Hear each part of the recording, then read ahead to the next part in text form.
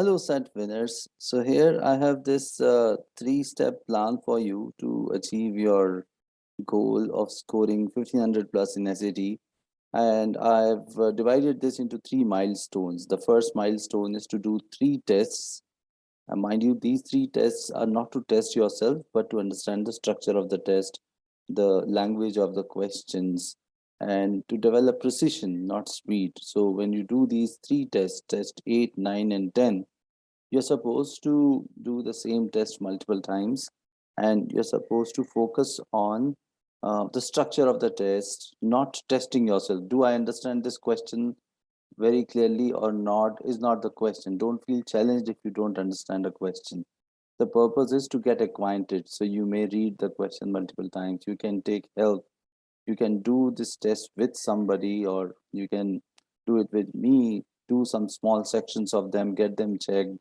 So the purpose is not to test yourself, but to get acquainted with the test structure. And you should do these tests 8, 9, and 10 multiple times, at least 3 times, so that you understand every question, understand the mindset of the examiner, how they designed it. So these three tests is not to test yourself, but to study the SAT and to understand its structure.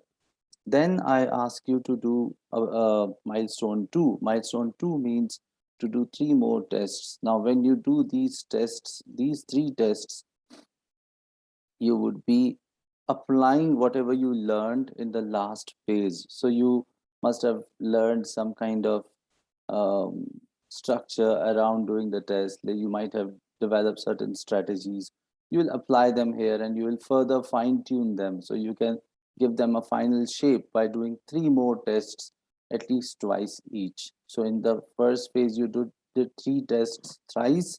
In the second phase, you are doing two tests twice, and you are further refining your techniques, your strategies, what works for you, what does not work for you. You would be very clear about it. So that's milestone two. And then comes milestone three, where you do three more tests. Now I'll give you those three tests, which are real tests which appeared in the recent past. So you'll do these three tests in the test environment. This is the phase. Milestone three is the phase where you are testing yourself very stringently. Milestone one and milestone two was not to test but to develop a skill. Milestone three is to actually test yourself in a real test environment. So you would have all those rigors in place in terms of time and speed and everything. So this is the plan. Milestone one is to do three tests at least thrice to understand the test structure. Milestone two is to do another three tests to refine your strategies and fine tune them, give them a final shape.